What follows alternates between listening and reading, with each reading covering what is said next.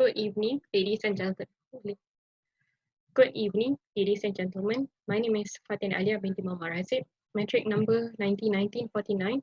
For the subject SKM4207, I will talk about compression in social media.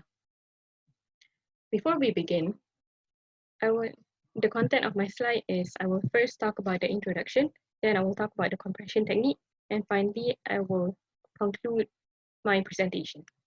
Without further ado, let's get into it. But first, we must understand what is compression. The formal definition of compression is the process of encoding information using fewer bits than the original representation. In my own word, it means that running through data using computer algorithm to make data smaller. That's what I understand. How they make the data smaller? There's two type of compression, which is lossy and lossless. The lossless compression compresses data by removing the redundant part of the data, and the lossy compression removes a part of the data that is unnoticeable by the human eye. We will first talk about the lossless compression. As we can see from the diagram, the lossless compression compresses the original data, and then after the compression, the data will assume that it's our original size. In social media, this is very useful for compressing text and compressing computer programs. Not computer programs. Especially for compressing text, because when you're compressing text, we don't want anything to be lost, so that the message will get across. For example, the lossless compression are Huffman coding and arithmetic coding and Lempel-Ziv coding. This tree compression is part of the lossless compression, where the data from the original image, where most of the data from the original image will not be lost. The second type of compression is the lossy compression, where the data after it is being restored will only be partial of the original data, meaning that some portion of the data will be lost during the compression process. In social media, usually uses this for image most of the time, because it removes part of the image that cannot be seen by the human eye. For example, Instagram uses this particular compression called it's not very a compression, but I guess you would call it a compression. They would set aside for the image, meaning that for example, they will only accept image 400 pixels. So anything you upload above 400 pixels will not be included in the image, number one. For example, the image is this big. And after it is being compressed, you will only get it this big, meaning that part of this and this will be cropped out. I guess that's image cutting or compression. The second method of lossy compression is they decrease the number of pixels.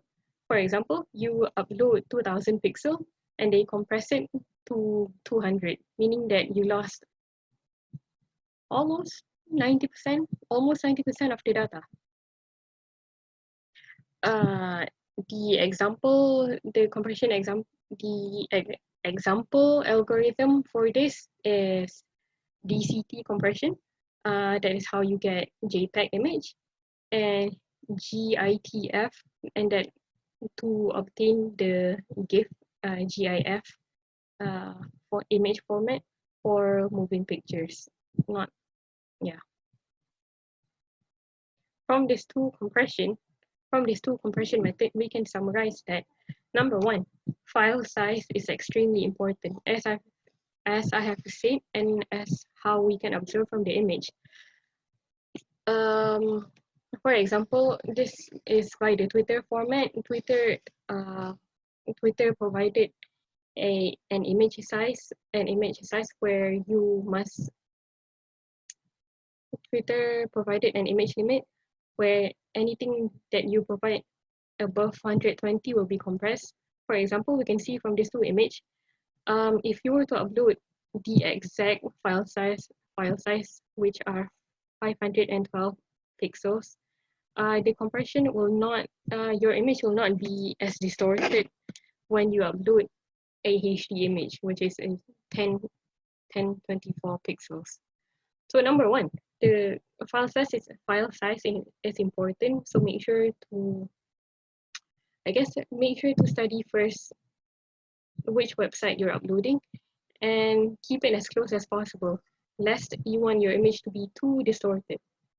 Number two, find the perfect balance. Sometimes when you're creating art, you want to include as much gradient as possible to make your picture more radiant. But at the same time, you can include too much gradient in the image because sometimes that gradient is not accepted in that particular social media platform.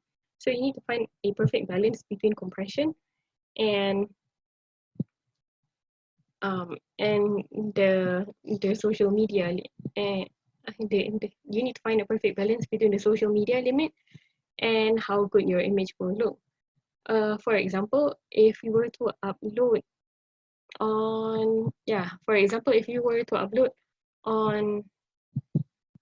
on Twitter, which is 512 megapixels, the maximum, you could upload 600 pixels maximum or 700 pixels maximum, so that the data that will be lost by the social media compression will not exceed more than 30%.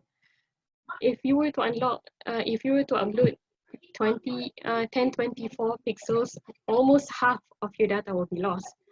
It is very not advisable, and your image will look, it will look particularly ugly.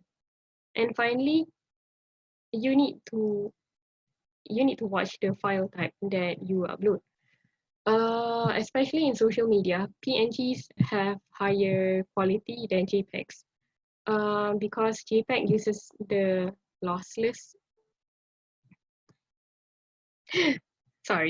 JPEG uses the lossy compression, meaning that most of the data will be removed, while the PNG images uses the same thing, but the compression is not as severe as JPEG. So yeah, that concludes my presentation. Thank you for listening. Oh, and this is the source. And this is the source of that I used to refer to make this presentation. There are 3 sources from Kaushik, Erwin, and Jayan Sakar. Thank you for listening.